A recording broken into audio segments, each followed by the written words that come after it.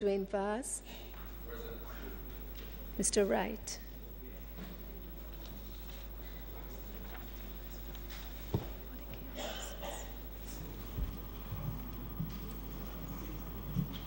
Statements by ministers. Announcements. Laid on the table of the House today are the following. Ministry paper numbers 57 to 59 entitled Cabinet Agenda Issues dated April 3, 9 and 23 of 2018. The law reform zones of special operations, special security and community development measures, the Denham Town Community Zone, extension of period of operation number 3, Order 2018 and Order Resolution 2018. The law reform zones of special operations, special security and community development measures, the Mount Salem community and environs in the parish of St. James Zone, extension of period of operations number 3, Order 28 and Resolution under the Law Reform Zones of Special Operations, Special Security and Community Development Measures Act 2017. Annual Report of the Consumer Affairs Commission for the year 2016-2017. Annual Report and Audited Financial Statements of the Transport Authority for the year 2016-2017. Annual Report of the Fair Trading Commission for the years 2012-13 and 2013-14. Jamaica Logistics Hub Initiative, Market Analysis and Master Plan and Implementation Strategy for the Global Logistics Hub Initiative.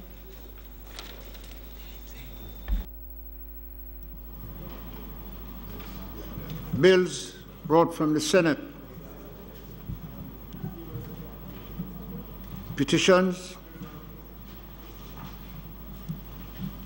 Papers. Reports from committees. Mr. Speaker.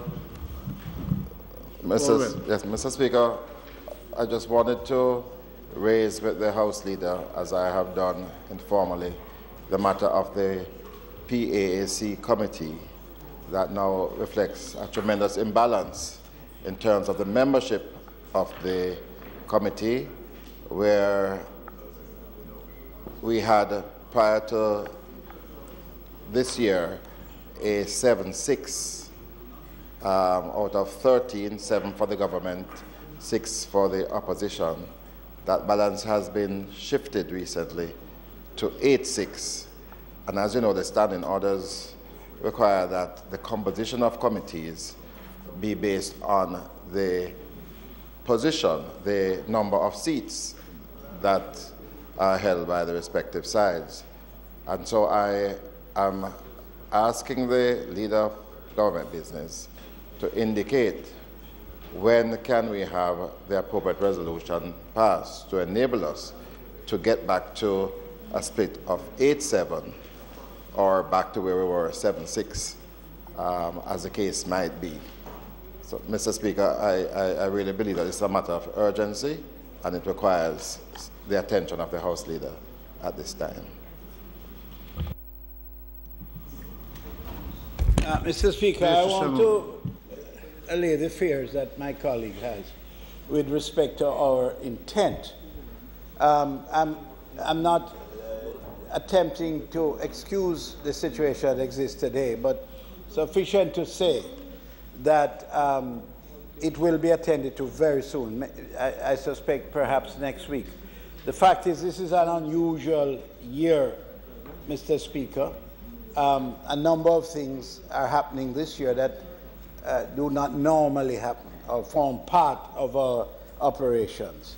And the member knows that well and knows that the intent on our part is to ensure that the status quo is restored, and that will be done. You have my word on that.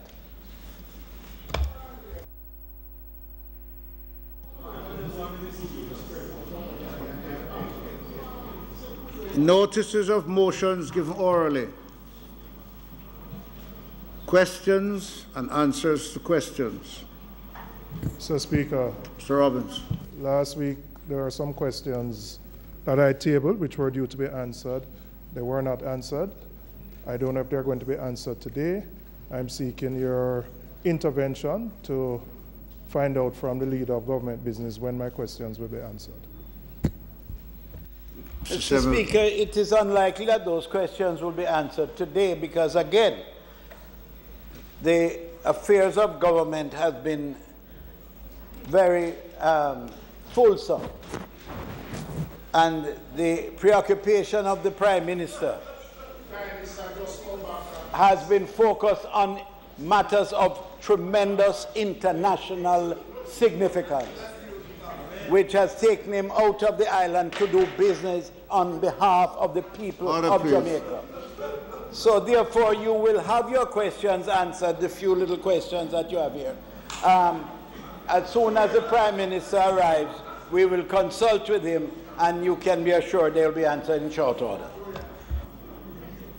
Mr. Speaker, the member could have cut out the first 2 minutes of his intervention and just done the last 30 seconds. I'll await the Prime Minister, all right? Okay, Mr.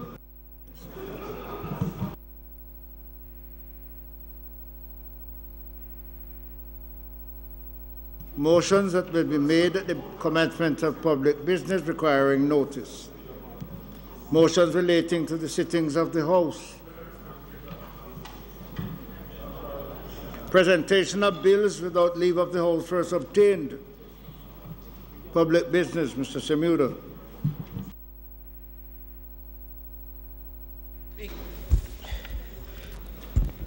Mr. Speaker, when the Prime Minister arrives, we expect to be taking the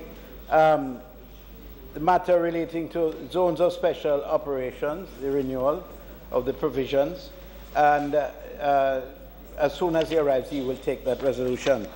On the question of the business of the day, we are going to continue with the sectoral debate, and today our first speaker will be the Minister of National Security, and he will be followed by the opposition spokesman on health. What? Social security, I'm sorry. On social security, the member from Northern Clarendon. So I ask that you invite the Minister of National Security to make his presentation.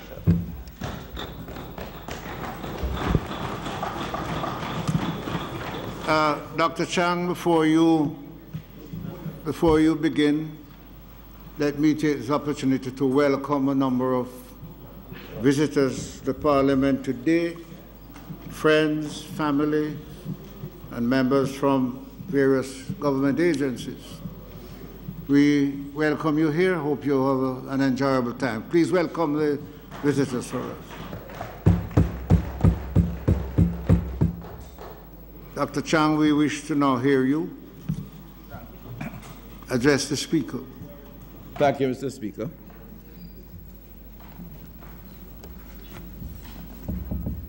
Mr. Speaker, let me begin by thanking the Prime Minister, the Most Honourable Andrew Holness, for the confidence he has placed in me by entrusting me with this portfolio of Ministry of National Security, which, on any measure, is a challenging operation today. I also wish to acknowledge my colleagues in the Cabinet with whom I have the privilege and pleasure of working with over the past 2 years, and my colleague members of Parliament on both sides of the House with whom I've been working in different capacities for some time. Scores of special thanks to the constituents of Northwest St. James who have sent me here to the Parliament for the 4th consecutive term, Mr. Speaker, some of who are in the audience. I'm partly grateful because I'm the first member of Parliament for this constituency who has been granted this privilege, and look forward to continuing to serve them to the best of my ability as long as they wish. This is a constituency which has a very colourful history, Mr. Speaker. And the very first adult suffrage, it elected the first female to Parliament, Miss Iris Collins. And later on, we have had some very colourful MPs like the late A.J.S. Coombs, outstanding trade union leader, Sir Howard Cook, former Governor General and Member of Parliament for those areas. So I find myself walking some very distinguished footsteps. I want to thank, of course, the officers, the management team, the councillors, the many party workers and community leaders for this constituency, for their hard work, dedication, and their continued commitment to service to the people of Northwest St. James and the entire city of Montego Bay. To the staff of the ministry, thank you for your continued support and guidance. I must make special mention of our permanent secretary, Mrs. Diane McIntosh, and our senior management team who have facilitated a seamless transition for me despite the complexities of this ministry. Thank you very much to the entire team in the ministry. Mr. Speaker, I owe it to my family for being patient, understanding, while I offer service in the public sector. Their love and attention have helped to give me the strength required for this task. Oftentimes, it is the family members who meet the brunt of public scrutiny as we serve in this capacity. And today, I have the privilege and pleasure of my wife and both Martin and Melissa in the audience.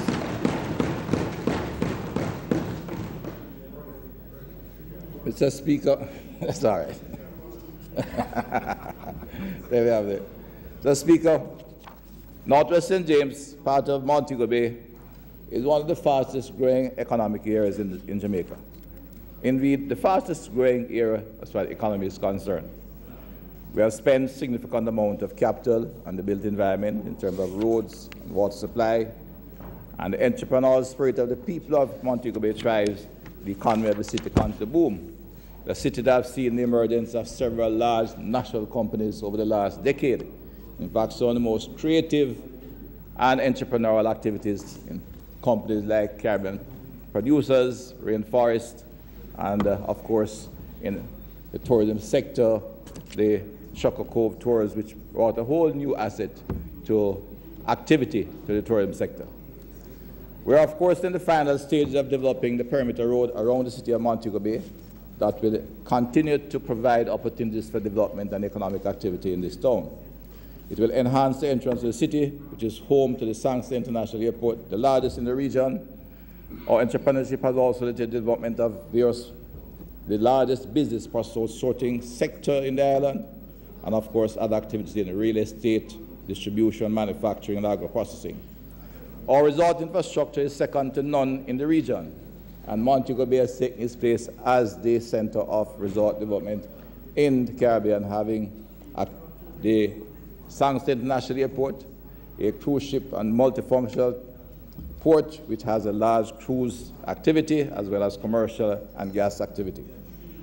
Unfortunately, there has been some undesirable entrepreneurship which has resulted in a significant level of violent criminal activity in Montego Bay. Mr. Speaker, it is my commitment as Portfolio Minister to work with the police, the Army, the major organized anti-crime and anti-corruption agency to resolve crime not only in Montego Bay but in the entire Jamaica and restore public order and safety to the people of Jamaica.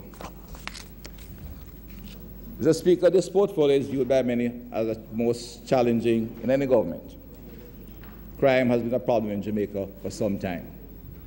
Whether you are sitting on this side of the House or on the other side, issues of crime and security affect each and every Jamaican.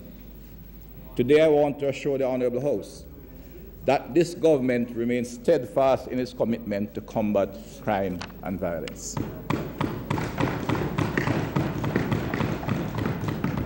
In this presentation, Mr. Speaker, I will do a brief outline of where we are today, give an outline of some of the primary challenges that we face, and then provide a clear indication of how we intend to reduce crime and restore public order and safety for all Jamaicans.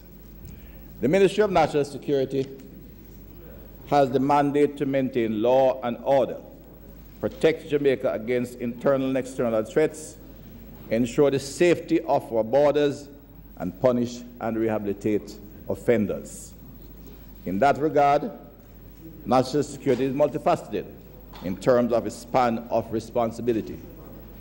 It provides strategic policy guidance for the Jamaica Constabulary Force, Passport, Immigration, Citizenship Agency, PICO, the Firearm Licensing Authority, FLA, the Private Security Regulation Authority, the Institute for Forensic Science and Legal Medicine, and the Department of Correctional Services.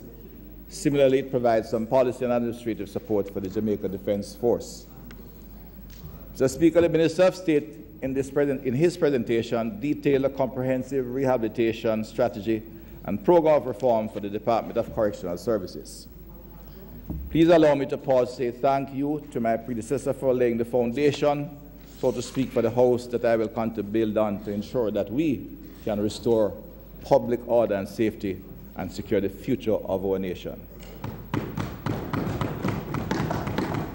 It was then Minister Montague that outlined and articulated the broad strategic vision to secure Jamaica under the 5-pillar policy. I will proceed to give an outline, a short outline of where we are today, Mr. Speaker. Please allow me to provide information on the state of the criminal environment in Jamaica and some of the challenges we face. We ended the year 2015 with 1,208 homicides. It went up to 1,354 in 2016 and 1,616 in 2017. This worrying trend continued into the early 2018, with some 61 homicides recorded between January 1 and January 13, 14 more than the previous year, almost 20% increase. This 23% increase on year clearly demanded action on the part of the government to protect Jamaicans. It must be noted, therefore, that by the end of May, following executive action by the government, which saw the police taking operational activity, as well as some legislative changes to introduce the zones of special operation and the state of emergency, we have seen an 8% decrease in murders. Mr. Speaker, statistics we can play with, and if we were to look at it in great detail, we'll understand that since the middle of March, there has been a very dramatic reduction across the table. These measures included, of course, as I said, new legislative action, introduction of the zones of special operation and state of emergency in some geographical areas, change in leadership resulting in some moderate reduction in crime, and we are confident that we can maintain this positive trend. However, we accept that more needs to be done, and we'll outside some of these actions as we go forward. Mr. Speaker, crime has a negative impact on legitimate business and investment as it undermines growth in every way. Indeed, the United Nations Office on Drugs and Crime suggests that Jamaica could boost economic growth per capita by 5.5% per year were we to reduce crime to an acceptable level. 5.5% per year, while we struggle to get to 2%. As crime increases, access to financing declines, spending on the formal and informal security measures increase, and worker productivity decline. In addition, fighting crime diverts limited economic resources from human development sectors such as health and education. We have seen where violence puts a strain on our health sector and negatively affects the social well-being of our communities. It is recognized and accepted that crime is the most serious challenge facing our country today. Jamaica, Mr. Speaker, violence has become a tool of choice for many, and there is new evidence of suffering every day resulting from this choice. We need as a society to embrace a collaborative strategy and make greater efforts to prevent conflict, promote peace and nonviolence within our community. And I'm reminded of the words of a great peace Nobel laureate, Mahatma Gandhi, who told us that nothing enduring can be built on violence. And for us to have a safe and secure Jamaica, we have to turn away from conflict towards compromise and utilize tools of nonviolence to benefit our nation. Mr. Speaker, in proportion to our population, crime is claiming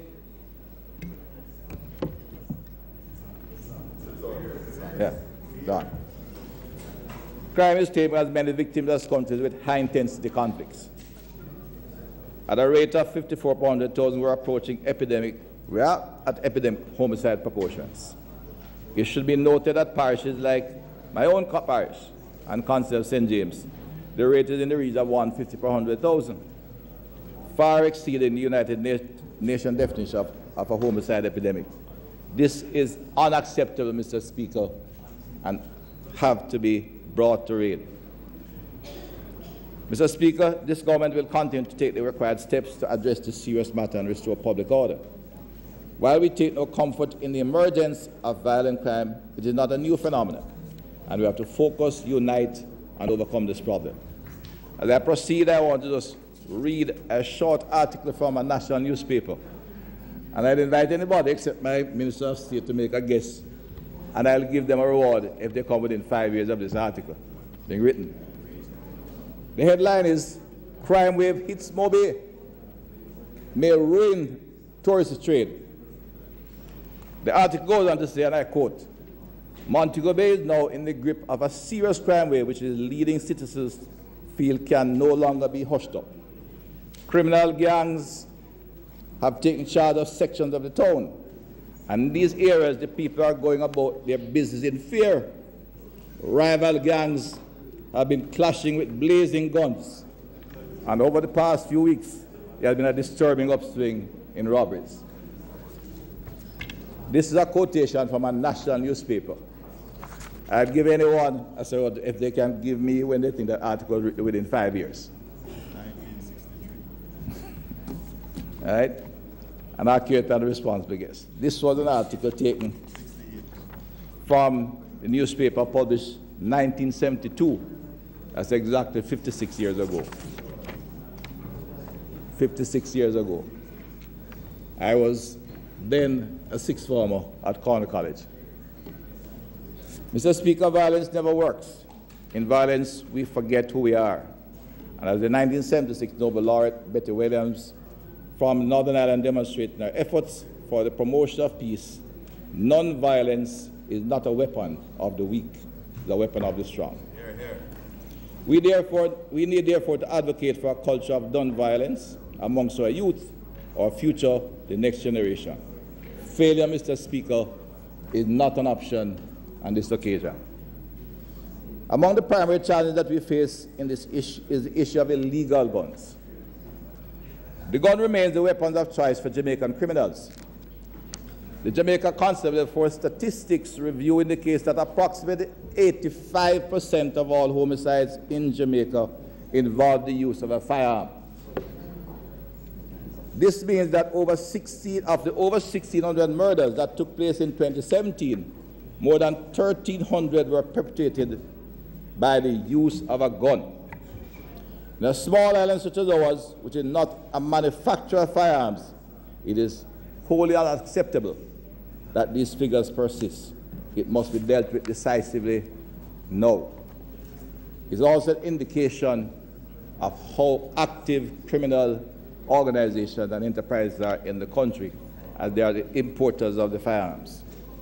Mr. Speaker, most of these firearms are smuggled into the country through our ports of entry, formal and informal. And speaking of the infamous guns for drugs trade, indeed, guns and the illegal trade in drugs have formed a symbiotic relationship. It is recognized internationally.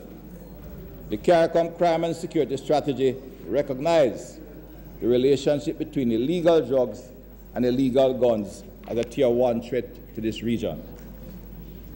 We can only achieve meaningful results in this area by forming a natural alliance with countries around us, since they are the producers of weapons. In recent BN articles quoting a report from the US ATF, stated that 70% of the illegal guns recovered across Jamaica in 2016 were sourced in the United States. The fact is, the US has more resources than we do. They want drugs out of their country, and we want the guns out of our country. It's therefore a value that they are a key strategic partner to collaborate with us in a not mutually beneficial manner to address this issue to some extent. Mr. Speaker, another issue impacting our crime situation is the porous nature of our borders. It has been highlighted in our national security policy that Jamaica has some 497 miles of coastline, with 14 legitimate and at least 145 illegal points of entry. And if you are brave, there are many others you can challenge to get a boat in, which offer gateway for guns, ammunition, illegal narcotics, as well as uncustomed goods to enter the island. Mr. Speaker, we cannot make inroads into crime unless we take into account the major challenges of corruption and organized crime. The scourge of corruption is the foundation on which crime is built.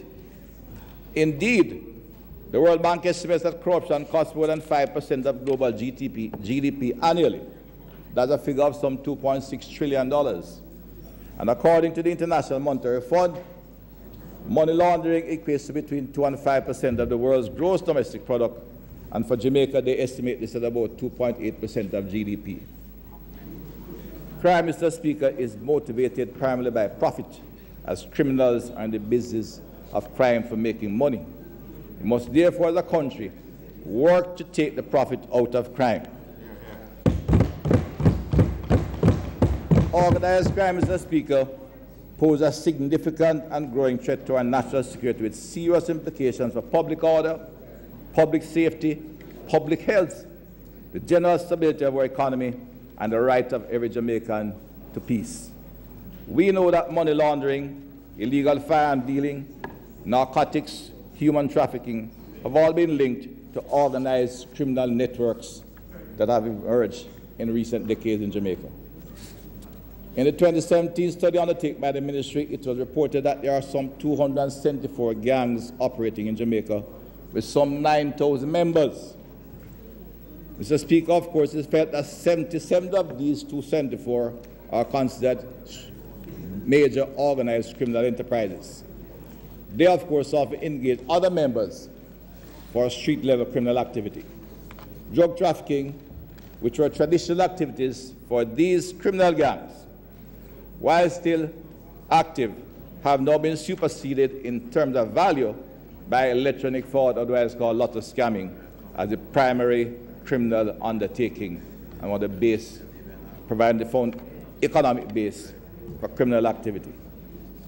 It is a fact that lotto scamming as an established gang activity started in Western Jamaica, but is now permitted in the entire country and is undermining many aspects of national life.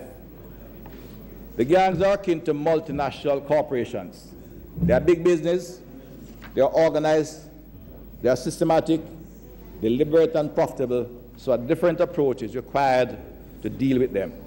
They are engaged in money laundering, murder, and gun running. They are the kind of criminals that we cannot approach with social intervention. They are business. We found out from the 2016 Violence Prevention Alliance study that's to show their reach. Some single firearm is often involved in multiple criminal activity, sometimes as much as 30 or 40 similar activity of murders across the island, which raises, I mentioned this, Mr. Speaker, because it raises for me a very significant factor. We are beginning to see professional killers emerging in the underworld. Murder has become a business for some, and the country needs to understand what we are dealing with out there. Mr. Speaker, we must deal with the issue of illegal guns in a decisive and deliberate manner. Those challenges are all interconnected, Mr. Speaker. The illegal guns, the porosity of our coastal borders, corruption, etc. So as a government, while we continue working hard to address public order and security for the people of Jamaica, there is no panacea.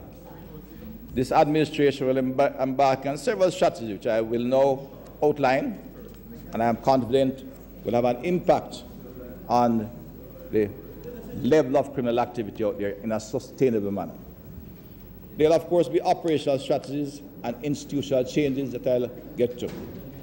Policy by the ministry, of course, policy enhancement activity, and finally, legislative amendments to improve both the regulatory frameworks as well as in areas where they're often inadequate, non-existent, or don't exist at all, but we need a modern, strong legislative framework to operate in the criminal sector. As it relates to illegal guns, this government will, in a deliberate way, intensify strategies to combat illegal trafficking of weapons and ammunition. Given the statistics, we are moving with concerted effort to enhance the legislative provisions to reduce arms trafficking, disarm criminal networks, and increase penalties for the illegal use and possession of firearms. Amendments to the Firearms Act have recently been approved by Cabinet, and during the legislative course of this year, we will be tabling these amendments in the House of Parliament. This will reflect international best practices and see increased and updated fines, as well as custodial sentences for offences committed against this Act. These amendments will further bolster strength and control over small arms and will include import, transit, brokering activities to prevent the illicit manufacture of and trafficking in small arms or the diversion to unauthorized recipients. The current law against firearms is in fact very vague on some of these areas. Mr. Speaker, these legislative improvements will work in tandem with process improvements at the Firearm Licensing Authority, which regulates the use of legal weapons and ammunition. These include, at the FLA, introduction of a fingerprinting mechanism in the renewal process directly connected to the Criminal Records Office database. The upgrading of the ballistic signature machine, which is shared with the Institute of Forensic Science and Legal Medicine, and to increase accountability, a system to track the purchase and use of all ammunition in the possession of dealers, trainers, firearm license holders will be implemented. During the financial year, FLA will introduce online tracking for firearm application. Additionally, the agency will acquire a bullet tracks marking machine to improve the authority's capacity to capture bullet signatures. Mr. Speaker, the Private Security Regulation Authority Act will be amended to improve the regulatory framework governing the private security industry to ensure appropriate standards for the collaboration work that may be required with the police. Mr. Speaker, control over all arms is the primary condition for security in our island nation. But this government will continue this fight as long as is necessary. This is not just a conviction, it has to be a commitment to the people of Jamaica. Mr. Speaker, we know that most illegal weapons pass through our borders. Clearly, there has been a defect in our border control and security systems. These failures must be corrected. It may cost us, but we need to make improvements so that the weaknesses and failures will be a thing of the past. To feel the required impact, we will require robust capabilities amongst law enforcement agencies. This includes enhanced investigative capacity, increased information sharing, and cooperation with government agencies responsible for border control, which includes customs and other agencies of government. Border security and control must become a critical component of government's crime prevention strategy. It was during the first year of government, 2016, the government acquired 2 offshore patrol vessels at a significant cost. And during the course of this financial year, we have committed for the acquisition of additional helicopters and what is called a maritime patrol aircraft. This significant investment in retooling the security force underscored this government's commitment to secure and protect Jamaica's borders and allow us to fulfill our internationally mandated air and maritime requirements. But the control of our borders is critical if we go forward, if we have to have sustainability in dealing with criminal activity in this country. Guns are flowing in faster than goods. Mr. Speaker, we intend to build on this investment during this financial year further as we review the implementation of a national coastal radar system which will allow us to monitor the entire coastline effectively. Much of our coastal security infrastructure went almost to a level of non-existent for some time. It cannot continue, and we'll take necessary steps and spend the capital we need, which we are using to develop a coastal security system.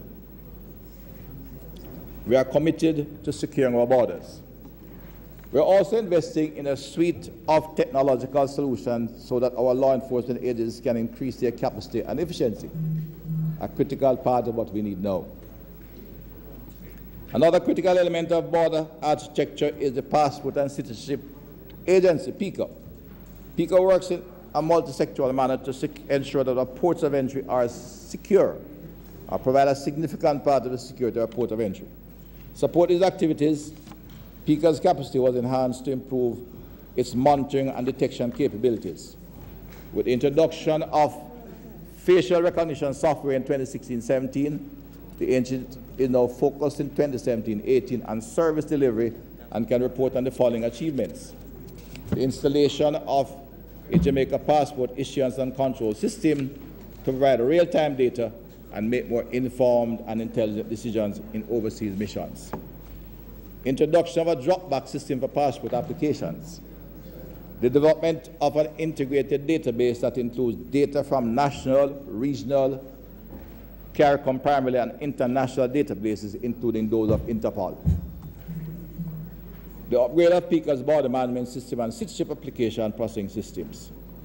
For this financial year, we'll also be implementing an online passport system, increasing the monitoring of our unofficial ports, and implementing electronic gates at 2 major international airports that will significantly improve the processing time through immigration halls while enhancing security.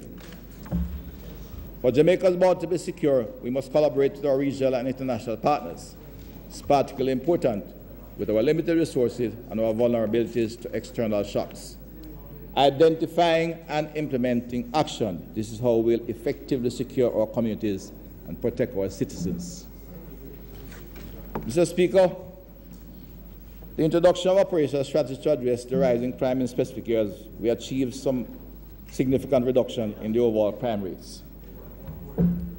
These activities I outlined include the zones of special operation in Mount Salem, St. James, and Denham Town, Kingston, as well as the state of emergency in the parish of St. James and section of northern St. Catherine, otherwise the North St. Catherine Police Division.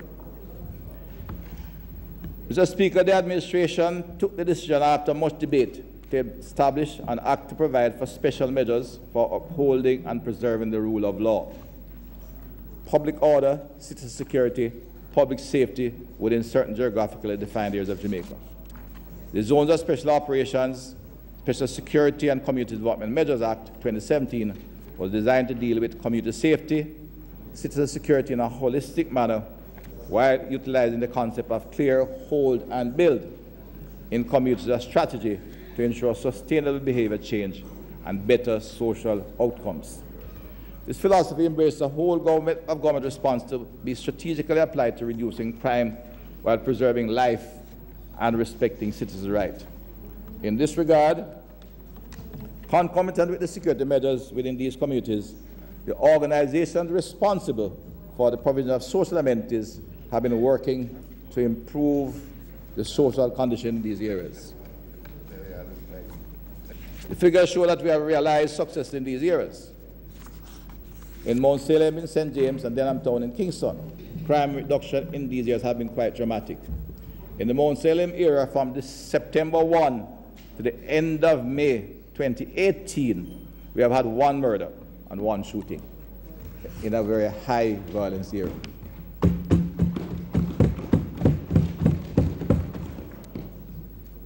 In Denham Town, for the period of January 1 to October 17, 2017, there were 18 murders and 58 shootings since the establishment of the Zone of Special Operation in October 18, 2017. As of there was no murder up to the end of December. Clearly, Mr. Speaker, despite the initial reservation, some of the things are working. Rest assured, Mr. Speaker, this administration will continue to place emphasis on crime prevention and security using all of the society approach. With the SOE, the Joint Security Forces recovered some 38 illegal firearms, including Kalashnikov rifles, AK, Uzi handguns, M16, etc., in the St. James area. With the declaration of the state of emergency in St. James, as at June 9, murders have declined by 45 compared to 245 compared to 129 for the same period in 2017. Shooting declined by a similar percentage, but if we transfer this into raw numbers, it's a reduction of some 84 in that zone. We are saying as a result of the introduction of that particular activity, there are 84 more citizens in St. James which are alive today. In North St. Catherine, where we had a dramatic spike in homicides, murders in the first 3 months of the year, between the 1st of January 2018 and the 18th of March 2018, there was an average of almost 5 murders a week in the North St. Catherine district, 4.9 to be exact. Since the declaration of the state of emergency, we have had less than 1 per week. There have been a total of 12 homicides.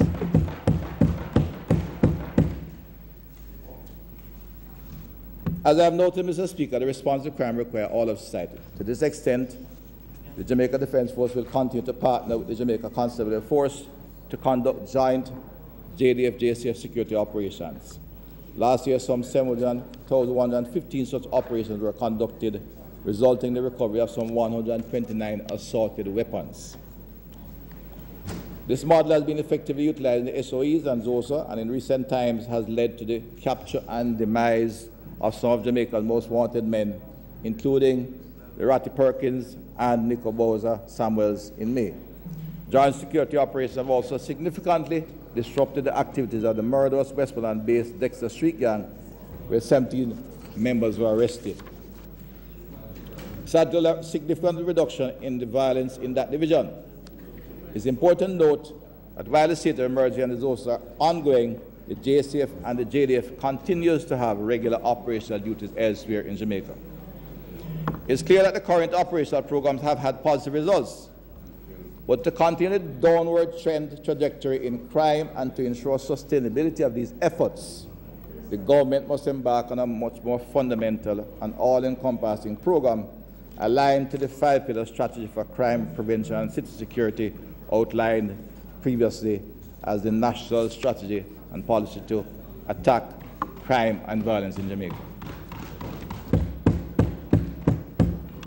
The Ministry of National Security, of course, has the need to ensure we can have immediate impact, and will focus on a number of 4 programs that will impact directly on crime and violence, which is only one aspect of the national security issues that face the country. And there's a much broader scope in other areas. We'll be focusing through the ministry, of course, through the security forces, the police, and the army, and the MOCA, public order and law enforcement as a #1 priority.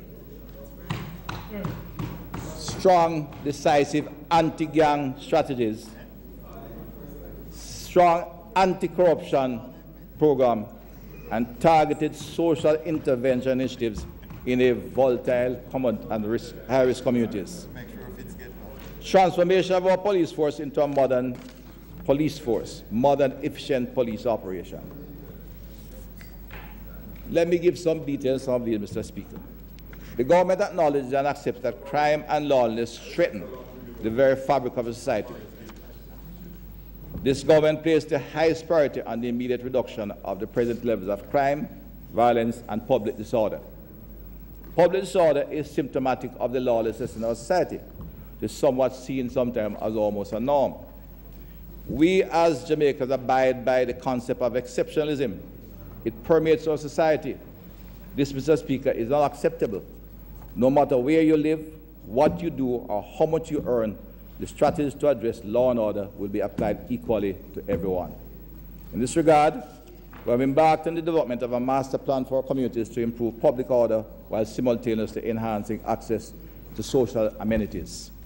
Public order, Mr. Speaker, is synonymous with peace, safety, and tranquility. As we envision it is a state in which the lives, property, freedom, and rights of individuals are protected. Criminally motivated violence has been reduced to a minimum, and criminal elements are pursued, arrested, and detained. It's also where gangs have been identified, disarmed, and demobilized. High violence communities have inherent characteristics that over time have resulted in the diminishing of their level of resilience to prevent violence. We intend to rebuild their resilience to risk associated with violence. As such, we will engage in deliberate strategies to strengthen their protective capabilities by reducing their level of vulnerability, reducing exposure to violence and related trauma. At the same time, we'll collaborate to strengthen governance structures in better managed support from the state to improve the community's physical, social, and income-generating assets. This approach will inform the Ministry's master plan for community and city security. This will include safe spaces for study and recreation, access to Wi-Fi, access, and of course, CCTV in public space where these communities exist. Mr. Speaker, we have laid the foundation for this initiative in March of this year when the Ministry then launched the Jamaica Eye program, a deliberate strategy to engage in a public-private partnership to utilize CCTV to monitor public spaces. It should be noted that this is the first comprehensive strategy to link not only cameras installed by government, but integrate these with private sector fees. This is indeed a transformational approach in how we execute public order. CCTV technology, and there are some real-time pictures on the screen, will enhance police capacity in hotspots across the island and create safer public spaces. We intend to employ the latest tools, including license plate and facial recognition, to support our initiatives in some of the areas we are monitoring. The new road traffic, of course, assists in providing an additional platform for good public order and will be implemented as it is passed in the House. This must be done, of course, in collaboration. That is, public order management has to be done in collaboration with the municipal corporations and local government. Other government organizations embracing a holistic approach. The Jamaica Constable Force, in seeking to optimize the benefits of the existing technology outlay, will be consolidating the Traffic and Highway Patrol Division and the Motorized Patrol Division. This with a view to efficiently focus on traffic management and the area of major vulnerability in addition to public safety. The newly formed body will be called the Public Safety and Traffic Management Branch of the Police Force. The Commission will, of course, flesh out the details. They'll have responsibility for public safety in town centres and major highways. Of course, we'll start in the major metropolitan areas of Kingston and Montego Bay region. The operation of public safety and traffic management branch will include roving response not only of motor vehicles, but of motorcycles to allow for rapid response in sufficient numbers to critical situations. There will be teams that will concentrate primarily on breaches of public order that threaten citizens' safety, such as vending outside of designated areas on the sidewalks, etc., and in public parks. Teams that can focus on illegal occupation of public space, and teams that can focus on safety along major thoroughfares. They'll, of course, be trained to interface with the public, as was done in the zones of special operation, that they'll do so in a professional manner at all times. So significant force will be placed on enforcement, but it will also be a significant public education drive to enlighten the citizens on the importance of public order and its impact on public safety. Public education campaign, Mr. Speaker, will also have a strong anti-violence message as we aggressively pursue public order and public safety agenda for the wider community. Mr. Speaker, of equal priority,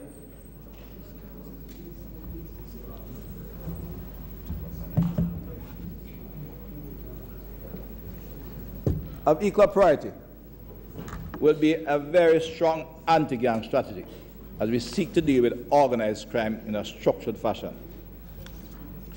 And we cannot fight organized crime and be disorganized. We need strong, decisive, and intelligence-led policing to dismantle and eliminate these criminal enterprises. As we consider the holistic approach towards addressing our security challenges, There is great recognition of the role that every agency has to play in confronting and disrupting the threat of organized crime. Mr. Speaker, the Ministry of National Security will lead the effort in ensuring collaboration between law enforcement organizations to shape the strategic environment to address this issue. In that regard, we have started a review of the anti-gang law, which we intend to finalize very early and bring to this House. These amendments will include clarity about how a gang will be declared, special measures in court proceedings to protect witnesses, strategies to monitor gang members, and other provisions to address inherent weaknesses in the current legislation. We are engaged in the process of reviewing the Procedure of Crime Act with a view of enhancing its capability and ensuring compliance with the recommendations emanating from the Caribbean Financial Action Task Force, including effective criminal sanctions for money laundering offenses. Mr. Speaker, the primary philosophy guiding how we operate going forward is apprehending gang leaders, diminishing their status as heroes within our communities, bringing them to justice and locking them away. We will be using the full force of the law to go after these criminals, taking the profit out of crime, seizing their assets, even those assets which they have placed in the names of family members. We must ensure, Mr. Speaker, that those who align themselves with organized criminal groups are punished as we go in relentless pursuit and disruption of serious organized criminal enterprises, which have become major players in this country. Thirdly, Mr. Speaker, I want to emphasize, corruption is the foundation for the success of organized crime, which drives homicides and institutional failures in this country. It must be attacked aggressively and relentlessly and dealt with without equivocation or ambiguity if we are to have sustainable reduction in crime and violence. The establishment of the major organized crime and anti-corruption agency as an independent body in the security architecture will help in a significant way to address issues of integrity and corruption within this wider society. The bill was passed on Friday in the Senate and should come back to those a few amendments shortly. Mr. Speaker, we not only focus on the liquor man and the street-level criminal, we'll intensify our efforts of nabbing the person who facilitates criminal organization, where the corrupt businessman, a public servant elected or non-elected, doctors, lawyers, and anyone else who benefits from the proceeds of crime, because criminal enterprises depend on a network like any other large corporation. It is corruption that undermines the institution of the state and leads to inefficiency, loss of growth, and loss of economic prospect. This government, through this ministry, is committed to dealing with this problem without prejudice or equivocation.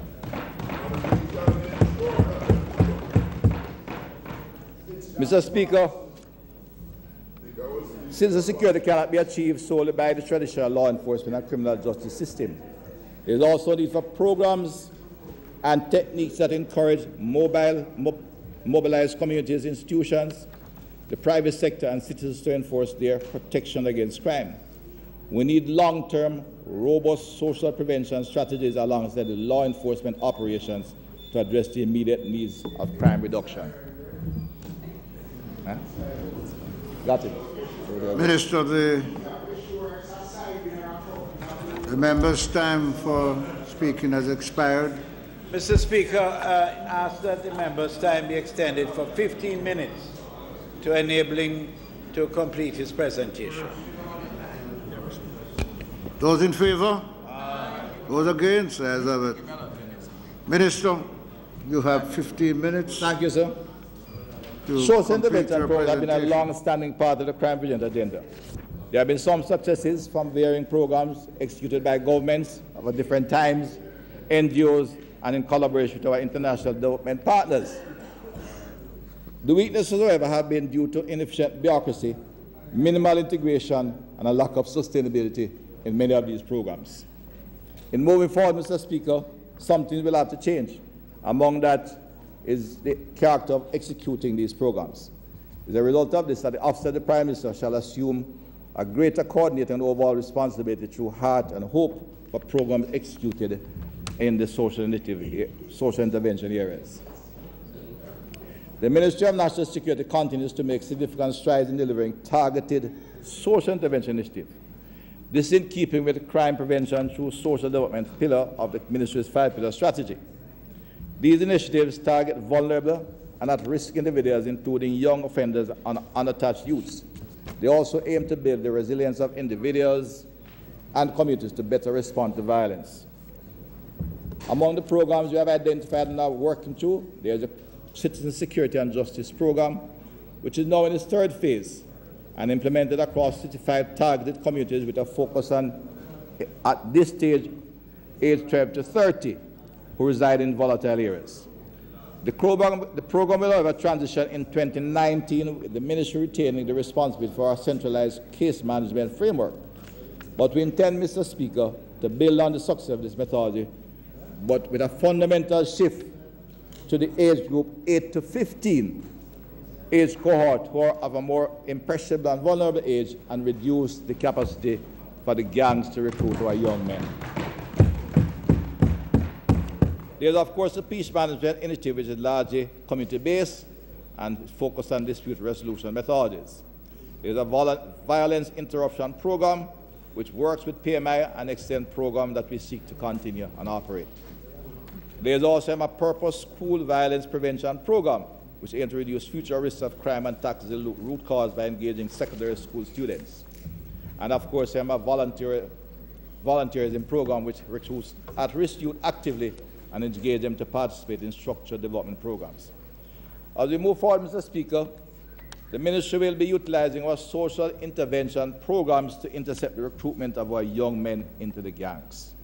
We'll be using avenues such as the Jamaica Command Cadet Corps to serve as a feeder for the Jamaica National Service Corps, which in turn serves as a feeder not only to the Jamaica Constabulary Force, the Jamaica Defense Force, and other agencies that may have some kind of a dispute operative, fire service, the correctional service, and other areas of that sort.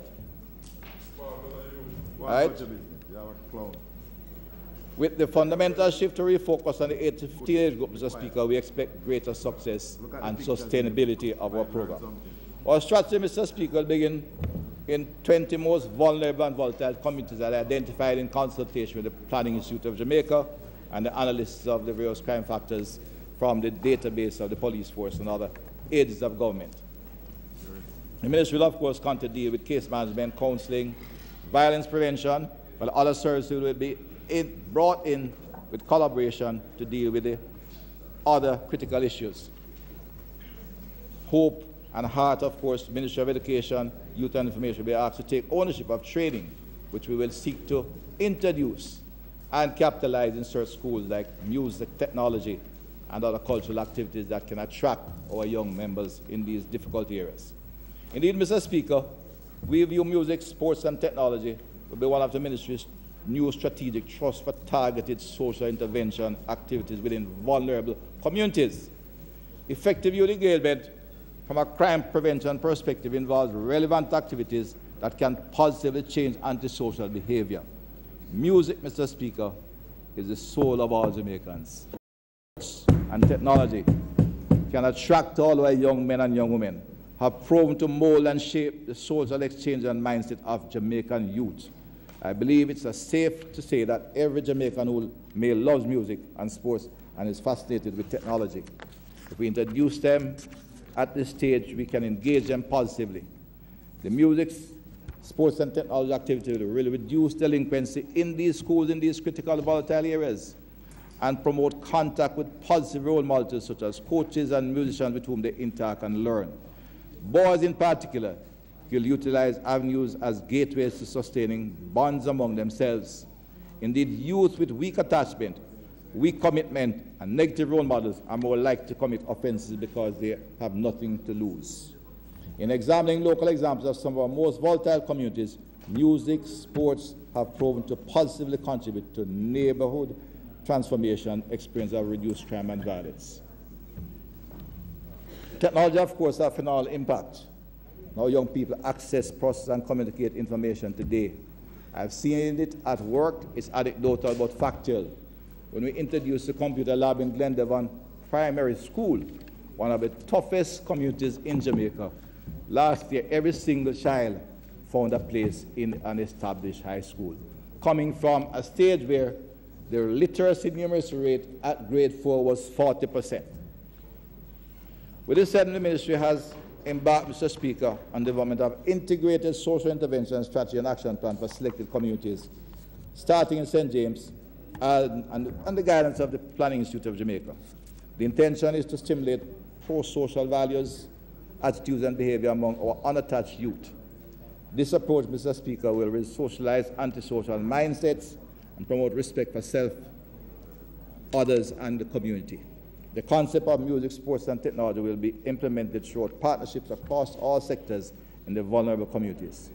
We'll focus on promoting public order, enhancing access to social amenities such as Wi-Fi, supported homework and recreational zones, and social capital in vulnerable communities. Key activity will be delivered in the focus areas of social development. The strategy, Mr. Speaker, will be pursued through application of crime prevention through environmental design principles. We intend to develop and complete this program in the course of this financial year. The government is committed to building better and safer communities and improving the quality of life of all Jamaican citizens. This approach will no doubt engage our youth to become productive members of our society.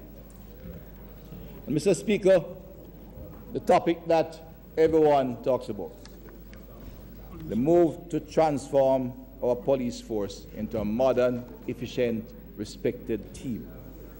The police force is the principal law enforcement agency within our communities. Over the years, there has been a loss of confidence in the JFCF for several reasons. Mr. Speaker, during this financial year, there will be a holistic and committed approach to police transformation, creating an effective and efficient force and restoring the stature in our community. We'll be moving with deliberate effort to advance reform of JCF. This will not be a non-starter on this occasion. Reform will not only entail technological innovation or a simple name change, where it might be considered desirable, but establishing a robust accountability framework, enhanced capacity building, culture change, and improvements in the standard of service delivery under guidance of the Commissioner and the senior officers. We are far advanced, Mr. Speaker, with drafting of the legislation to govern the new police force, as well as an effective oversight mechanism for policing functions. The legislation is scheduled to be for table in Parliament later this year, as the new law will be underpinned by the constitutional protection of our Police Services Commission.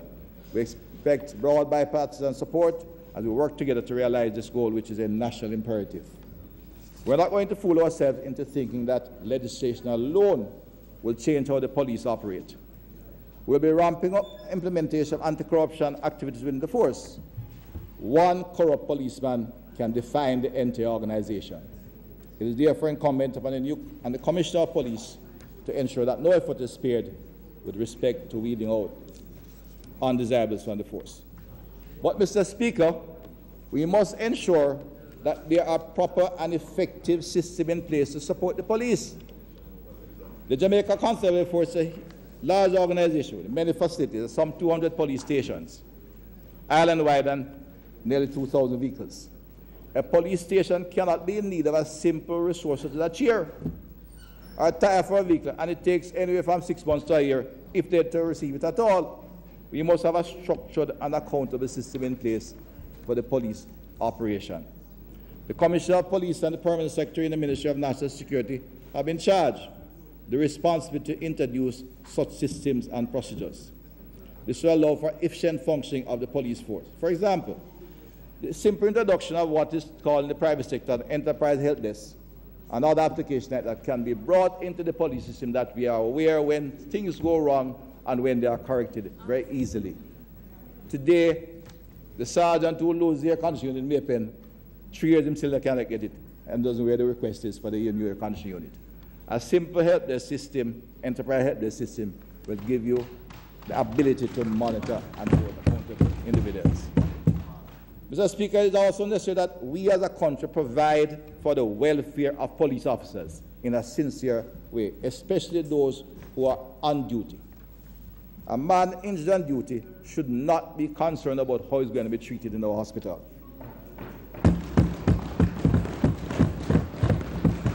Mr. Speaker, I found this out. A policeman gets shot in his leg or his arm, needs a pin, and him start worrying how the 200,000 when they come, whether the insurance policy will pay it, whether his family can help.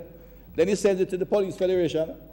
They will take care, but of course they might be busy with all kind of things. Then they come to the ministry, and it is not a requirement. It becomes whether the payers find the money and they pay for it. This is unacceptable and have to be stopped. The truth is the policeman's job is unique in that he or she swears to serve and protect, fully conscious, and in so doing, he or she is at risk to lose their own life. You must therefore establish protocols how injured policemen should be treated effectively and comprehensively.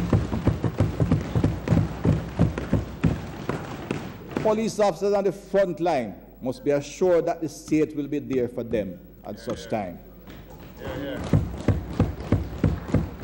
The Permanent Secretary and the Commissioner has been charged to work along with the Ministry of Health and the University Hospital of the West Indies to establish a protocol during this financial year that any police officer get injured on the job will be taken care of at any public health institution they attend without question of fear. If the bill has to be paid after, then so let it be. The Ministry of Natural Security will do so, but they cannot be injured on the job and go to hospital and start worrying about how they're going to be treated.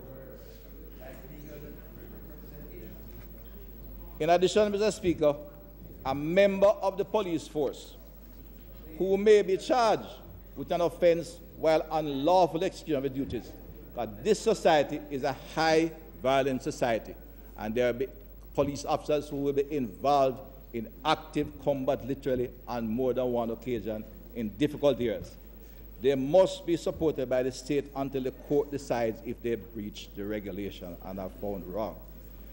His or her innocence must be proven.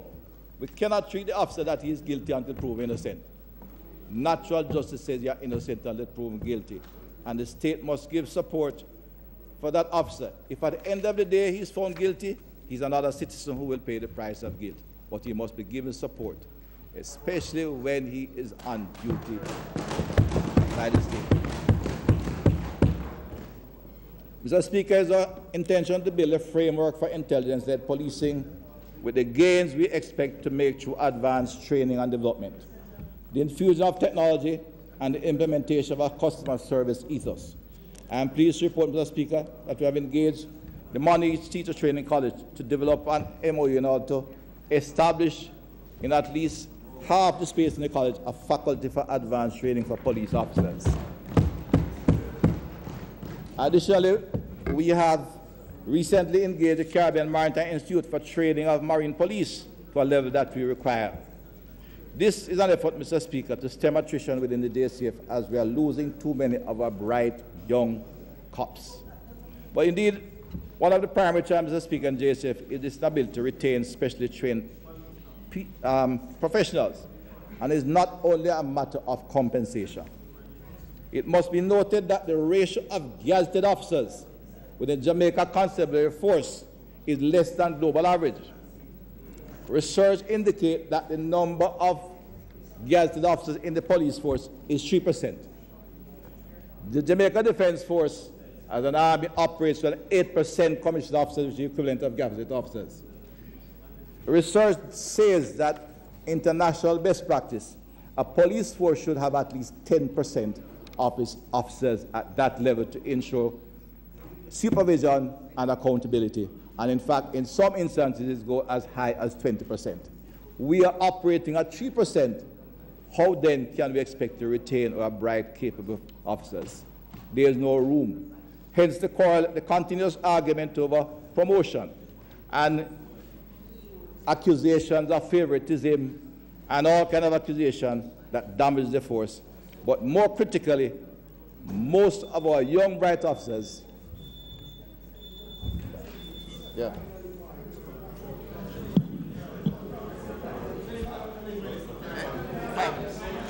Mr. Chairman, the member has indicated to me that he would require another 15 minutes to complete. So I am asking this honourable House, I'm asking this honourable House to extend him by 15 minutes, within which time he will complete.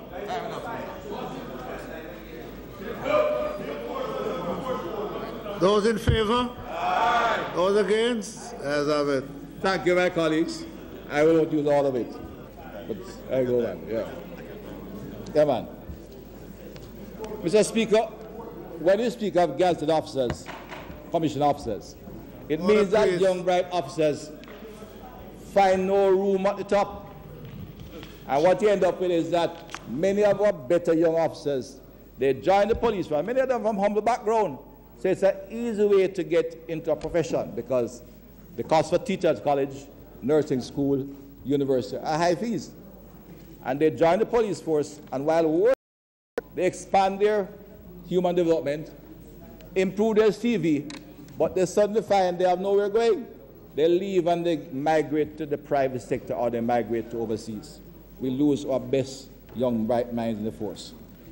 We have to ensure that this ratio is changed, because this is one of the base causes for problem in the police force. In addition to that, you are dealing with human beings.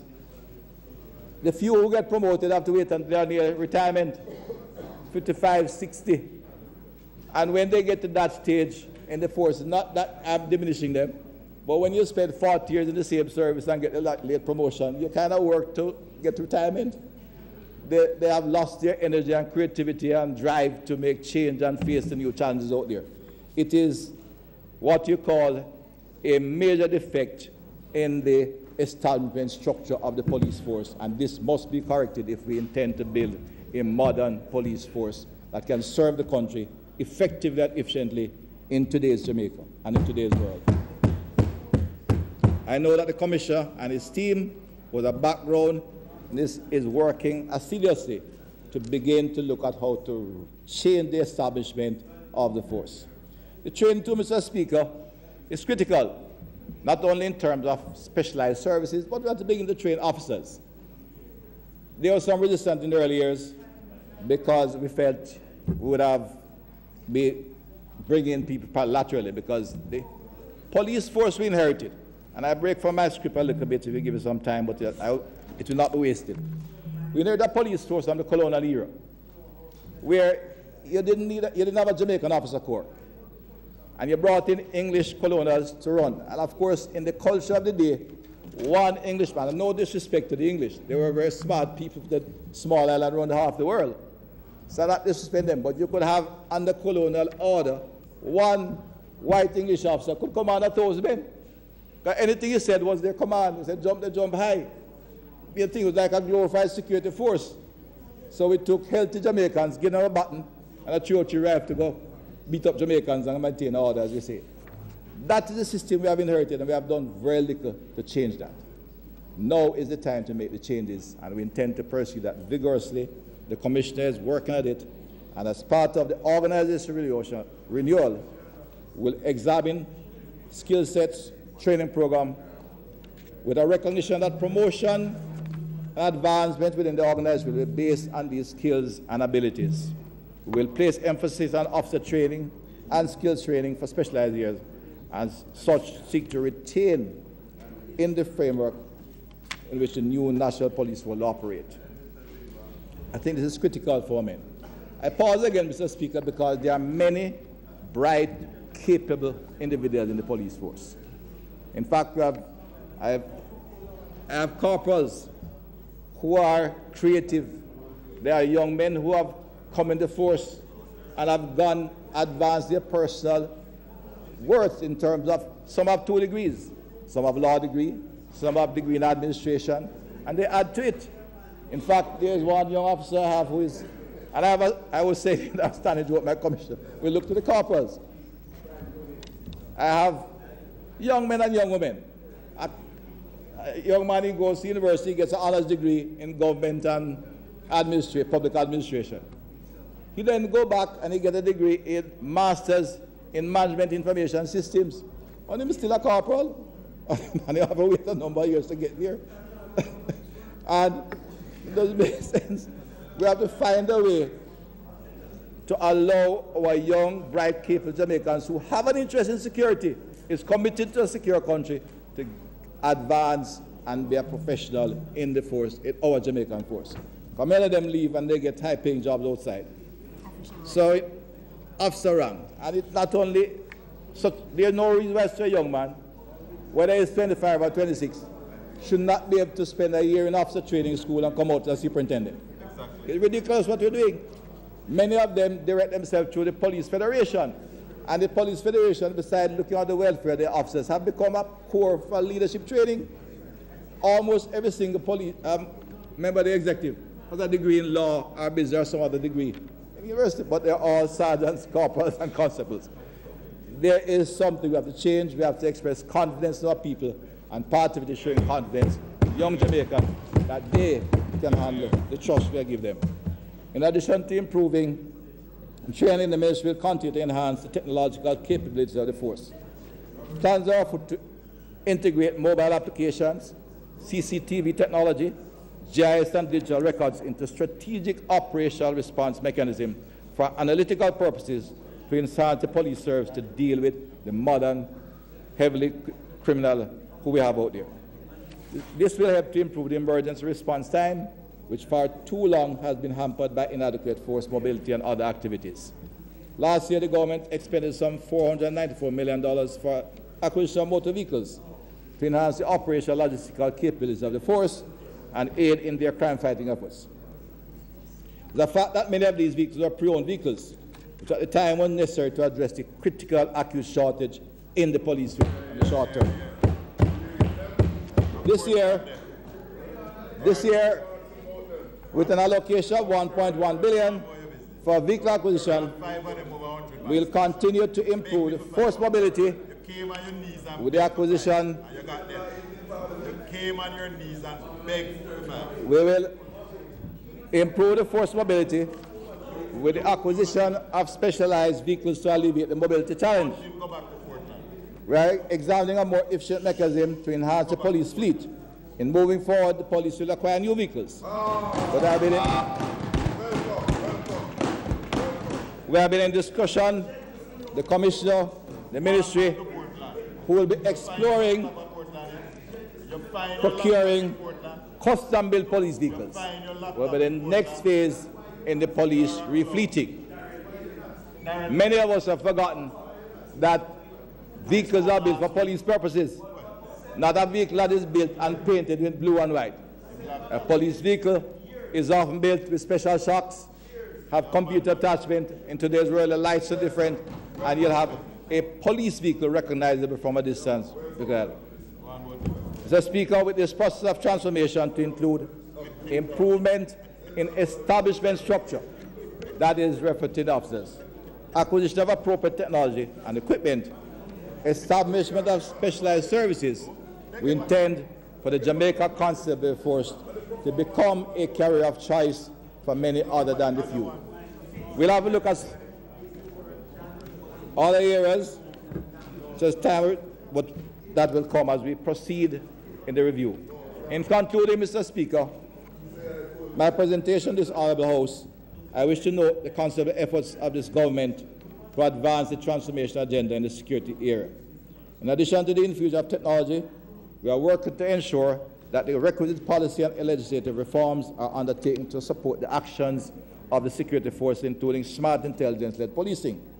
We are intent, Mr. Speaker, to develop evidence-based policies underpinned by current and accurate data. We have recognized that some crime prevention and response are effective, as have not worked, as they have simply failed to reduce the risk factors for crime. For this reason that we are focusing on a sustained public order and national anti-violence campaign that is the trust that will define the ministry's anti-violence message as we work to build a safe and secure Jamaica. This campaign will be launched by the end of August. And it will work, it can work. We have seen examples in New York City and Colombia. Medellin had a murder rate of 380 per 100,000. They are down to 20 per 1,000 today. Mr. Speaker, the government is aware that we face real challenge. We must open up to these challenges, face them, accept the lessons learned for not only our successes but also our failures. There is no bliss in ignorance, no comfort in complacency. As we go forward, Mr. Speaker, I can assure the House that my government will take every action possible to dismantle gangs, attack corruption in all forms, restore public order in all sectors, and keep Jamaica and their families safe and secure. We recognize and accept that lasting solution to crime and its associated challenges can only be achieved if petty, partisan politics and personal ambitions have no place in our efforts of national development and security. Mr. Speaker, therefore, why do I think the program I have outlined will succeed on this occasion? The record suggests that for the last 56 years, we have tried but failed, and the trajectory, while there have been dips, have been a constant upward in crime, homicide, and violence. But I will say with confidence today, it will work on this occasion. We'll get it done as a country. I say this, Mr. Speaker, because we have achieved, for the first time, I think, an alignment which allows us to succeed. There is a national alignment at this level of Parliament. Executive and Parliament is taking a strong position against crime. And I give credit to the Prime Minister for his strategic vision and leadership, and commend the Leader of the Opposition for his support in this regard, because in our competitive politics, agreement can be a risk for both parties. We have identified crime as a national priority, and we are working to resolve it, and I'm confident with this kind of unity of purpose we'll overcome. There's also renewed energy and alignment with the private sector, international development partners, and a wide public consensus on dealing with the monster of crime. We are also fortunate at this time to have a strong team of quality individuals leading the primary security agencies.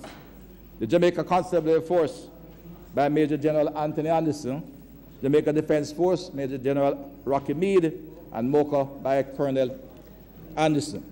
These are competent, committed men of integrity with the ability to execute our plans with efficiency and integrity, and could be a credit to any country, large or small, in today's world.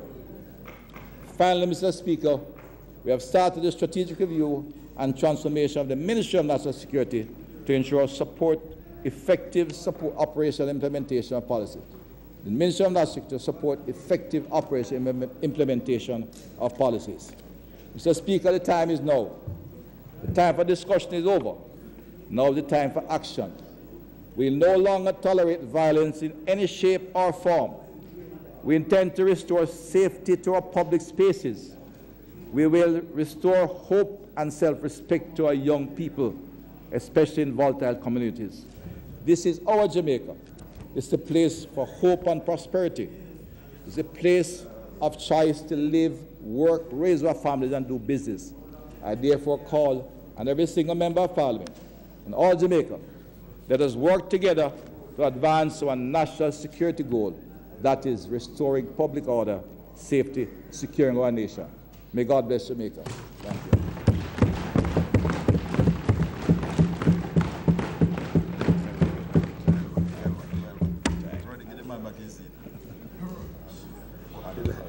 Mr. Speaker,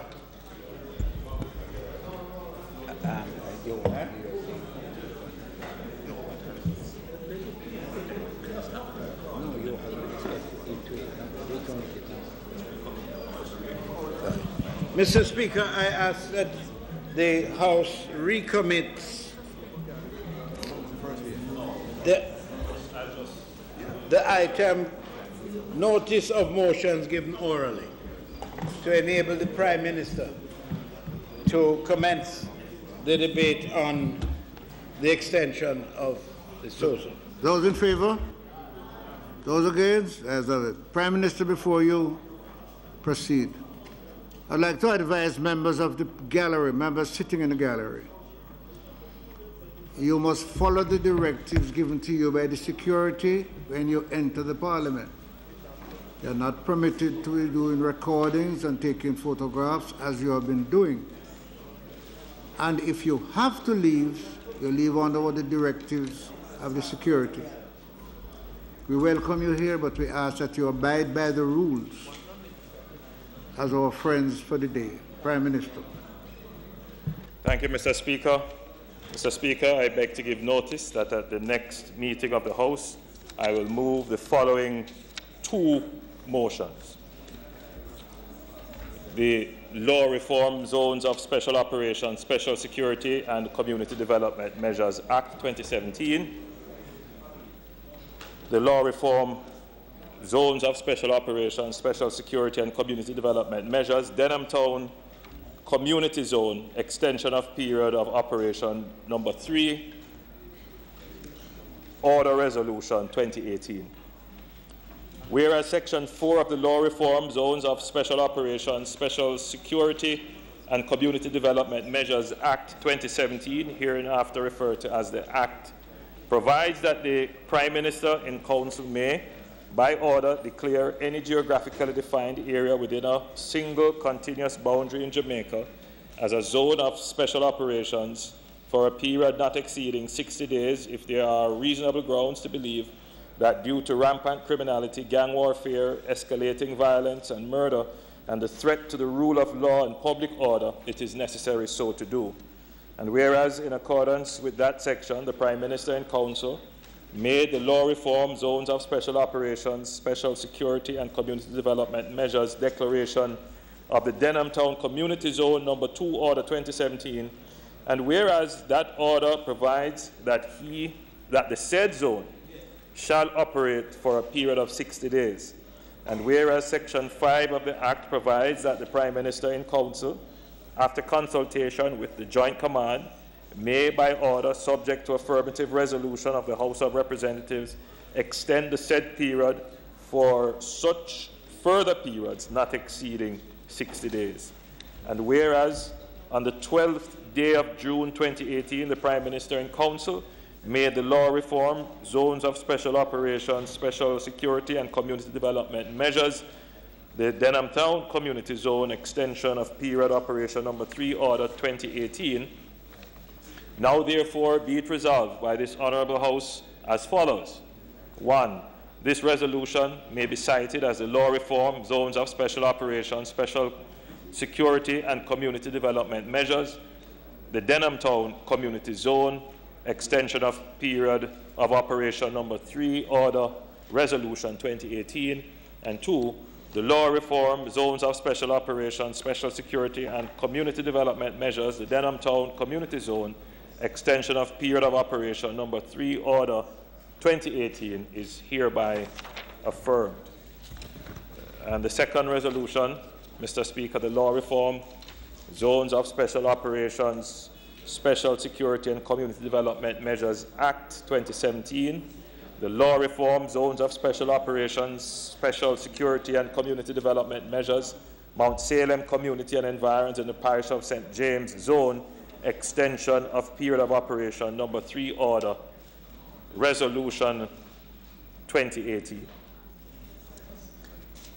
Whereas Section 4 of the Law Reform Zones of Special Operations, Special Security and Community Development Measures Act 2017, hereinafter referred to as the Act, provides the Prime Minister in Council may, by order, declare any geographically defined area within a single continuous boundary in Jamaica as a zone of special operations for a period not exceeding 60 days if there are reasonable grounds to believe that due to rampant criminality, gang warfare, escalating violence and murder, and the threat to the rule of law and public order, it is necessary so to do. And whereas, in accordance with the section, the Prime Minister in Council made the Law Reform Zones of Special Operations, Special Security and Community Development Measures, the Mount Salem Community and Environs in the Parish of St. James Zone, Order 2017, and whereas that order provides that the said zone shall operate for a period of 60 days, and whereas Section 5 of the Act provides that the Prime Minister in Council, after consultation with the Joint Command, may, by order, subject to affirmative resolution of the House of Representatives, extend the said period for such further periods not exceeding 60 days. And whereas on the 12th day of June 2018, the Prime Minister in Council made the Law Reform Zones of Special Operations, Special Security and Community Development Measures, the Mount Salem Community and Environs in the Parish of St. James Zone, extension of period of operation number 3, Order 2018. Now therefore be it resolved by this Honourable House as follows. 1. This resolution may be cited as the Law Reform Zones of Special Operations, Special Security and Community Development Measures, the Mount Salem Community and Environs in the Parish of St. James Zone, extension of period of operation number 3, Order Resolution 2018. And 2. the law reform zones of special operations, special security and community development measures, the Mount Salem community and environs in the parish of St. James zone, extension of period of operation number 3, order 2018 is hereby affirmed. Mr. Speaker, I further beg to give notice that at a later stage today, I will move for the suspension of standing orders to enable me to take the motions, notice of which I just gave.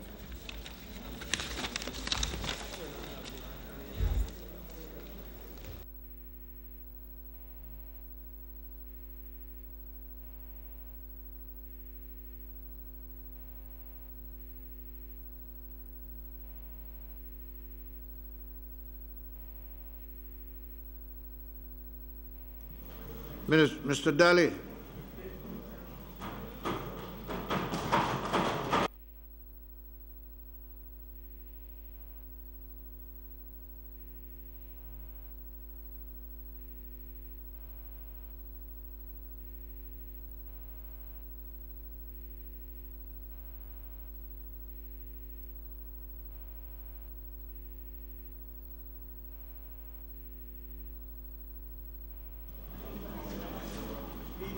Mr. Daly, Speaker, permission to speak from a seat other than my own. You may go ahead. Thank you very much.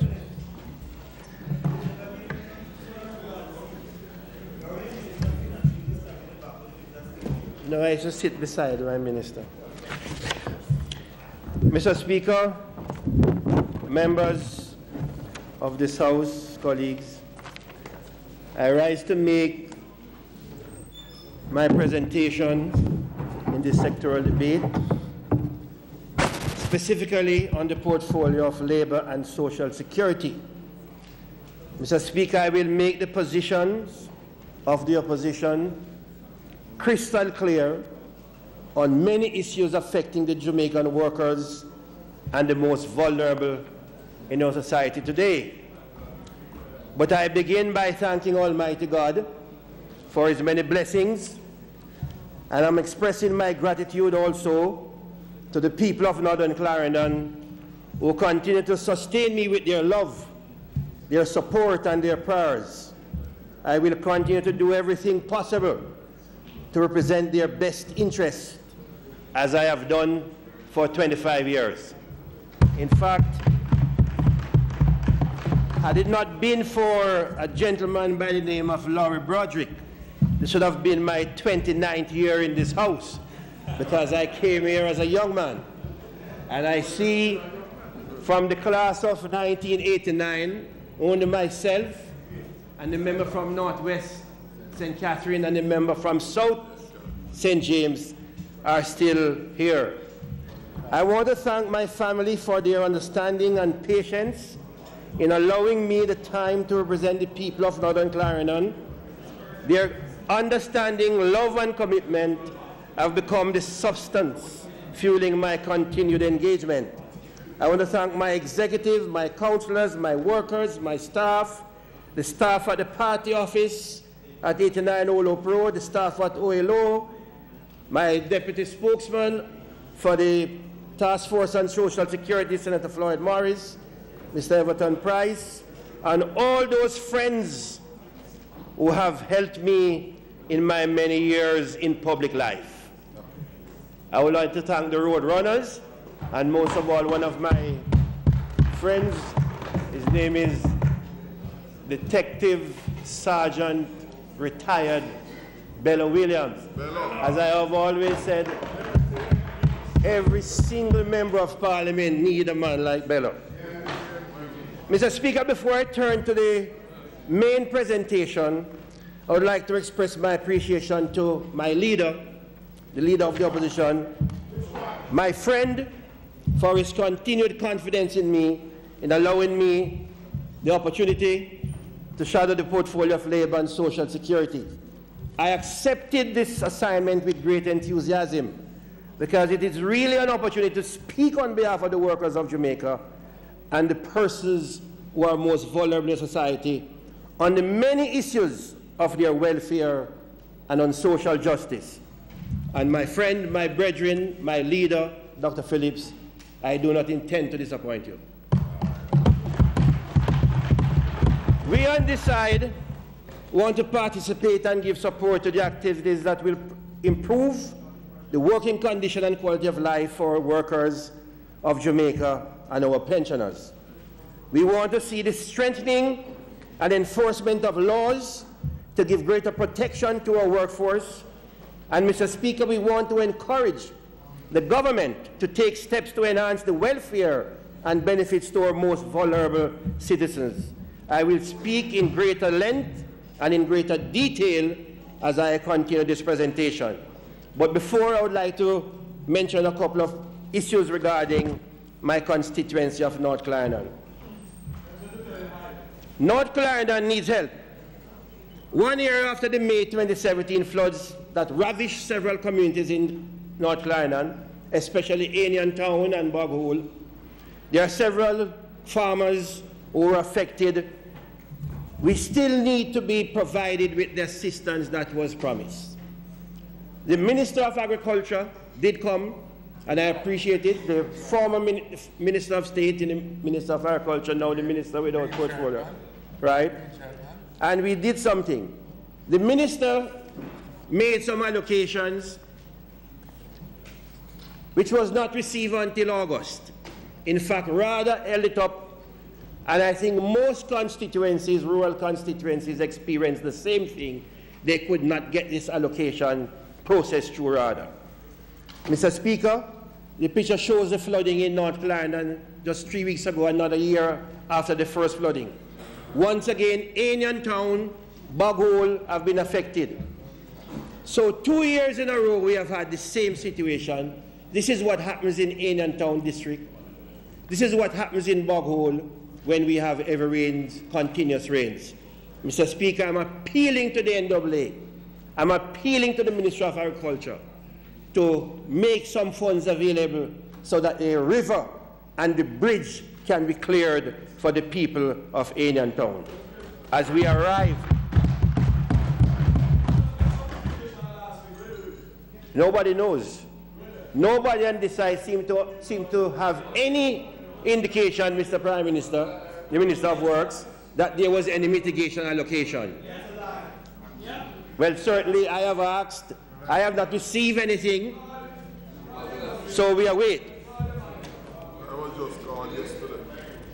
I want to use this opportunity, Mr. Speaker, to appeal to the Ministry of Local Government and to the NAA as the new hurricane season sets in, that they find the money and the necessary human resource to ensure that the people of Anion Town and Bog Hole are not flooded once again. Mr. Speaker, I want to say something about housing for the poor. The poor and vulnerable in our country, including North Clarendon, used to benefit from a GOJ Food for the Poor housing program. Most MPs under the previous administration, under HOPE or JEEP, most MPs received these. Mr. Speaker, most members of Parliament received this. This program has ended. And Mr. Speaker, these are some of the conditions that poor people face.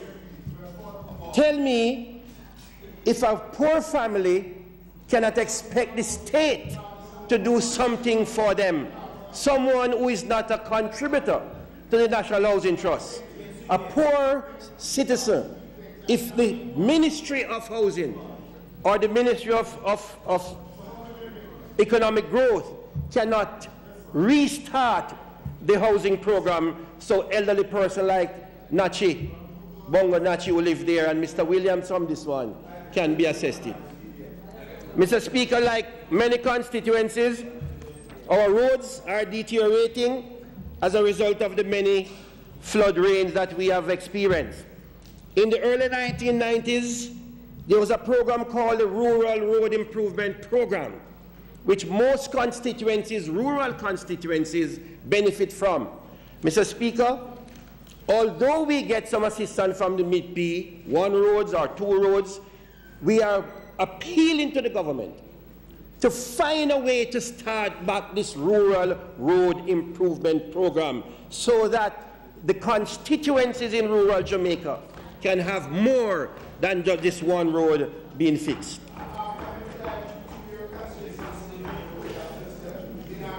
Mr. Speaker, I now speak to unattached youth. These are 3 issues I took out of my constituency to raise this afternoon.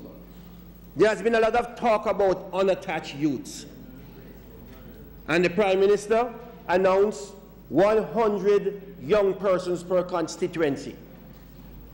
I am appealing to the government and to her trust to implement the announcement of the Prime Minister. Look at this center called the Kellett Center.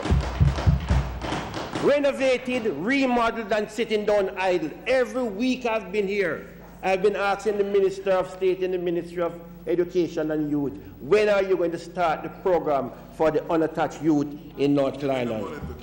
I am asking and I'm appealing on behalf of the unattached youths in Northern Clarendon to get the program started in Kellett.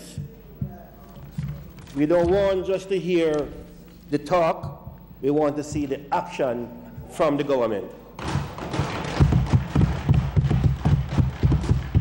Mr. Speaker, I now turn to some of the serious matters relating to the portfolio of Labour and Social Security.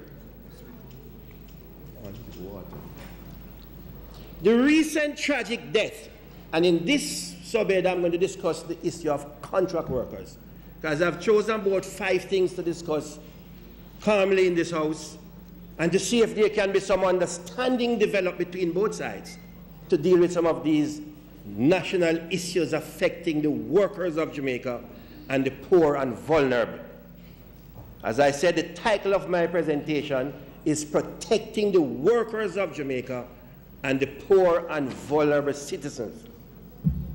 The recent tragic death of Mr. Odin Wood arising from an explosion at the Rockford plant operated by the Jamaica Public Service Company Limited is yet another reason for us to focus on this very, very bad of contract work, which has wiggled its way into our industrial relations landscape.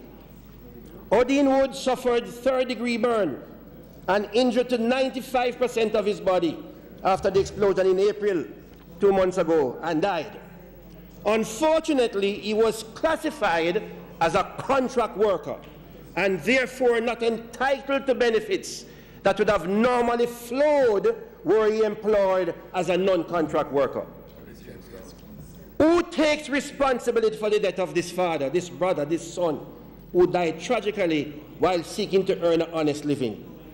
Too many Jamaican workers in the BPO sector, the tourism sector, the construction sector, our security guards have been caught up and being exploited in this unfair system of contract work, and the practice is expanding. The Labor Relations Code approved by this Parliament in 1996, Clause 2 stated, recognition is also given to that work, I quote, that work is a social right. Thank you. An obligation. It is not a commodity. It is to be respected, and dignity must be accorded to those who perform it, ensuring continuity of employment, security of earnings, and job satisfaction, end of quote. Mr. Speaker, when our workers are performing permanent work but are treated as contract workers, they are denied basic rights such as vacation leave, maternity leave, and even sick leave. That is exploitation. In addition, they are denied pension possibility, and the state, in many cases, lose out on statutory deductions such as NIS, NHT, and education tax. The truth, Mr. Speaker, there are employees who are working for 20 and 30 years who have been working as so-called contractors without the employment enjoyment of any retirement benefits. This level of exploitation cannot and must not be allowed to continue unchecked in our country. In 1938, 80 years ago, our founding fathers and mothers of modern Jamaica joined the working people to resist the exploitation and the exploitative relationships at the workplace. We were there, and we should not go back there. We should not. Mr. Speaker, as opposition spokesman on Labour, with the full blessing of my party and my party leader, I call on the government to join with the opposition. Or if you don't like when I say the government to join with me, with us, we will join with you in promulgating legislation as a matter of urgency to protect the vulnerable workers of Jamaica from this oppressive, exploitative, and unfair system of employment relations. I give the assurance to our workers. I said we will join with you. Other countries have done it. Other countries have put systems in place and laws in place to protect contract workers. I give the assurance to our workers, as the leader of the opposition said on several occasions, that a future PNP administration will do as other countries have done and pass law if you do not join with us to protect this group of workers from the exploitation. As I said, this year we mark 80th anniversary since the 1938 labor unrest, which ushered in the modern political movement, labor reforms, and the political system. Arising out of those struggles of Sir Alexander Bustamante, Norman Manley, A.G.S. Coombs, William Grant, St. William Grant, and the workers, the modern political system emerged. Mr. Speaker, in our opinion, now we are witnessing a weakening of the labor movement, which threatened the collective bargaining process and denying workers the right to representation. In the last round of negotiations between the government and the public sector workers, I said, nothing was achieved in those negotiations to reinforce the sanctity of the labor movement. In fact, in our opinion, as an opposition, the labor movement was given a big body blow. As we speak today, the nurses have not signed the wage agreement with government. The correctional officers have not signed the wage agreement with government. The police have not signed. And there are still workers who have not yet even started to negotiate like the workers at the Heart Trust NTA. Again, Mr. Speaker,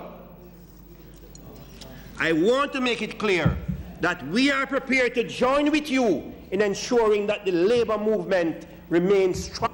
It is that on that the modern political system in our country was founded. Mr. Speaker, I now turn to our security guards specifically as part of this contract group. Within this group of so-called contract workers is a specific group called the security guards. My heart bleeds. There are approximately 27,000 to 30,000 registered guards in Jamaica. This group of workers, who we see every day, every night, performing their duties in thousands of locations all over Jamaica, have no maternity leave, no pension, no time off, no vacation leave, and in fact, if they take off a day to go to their school, they lose the time.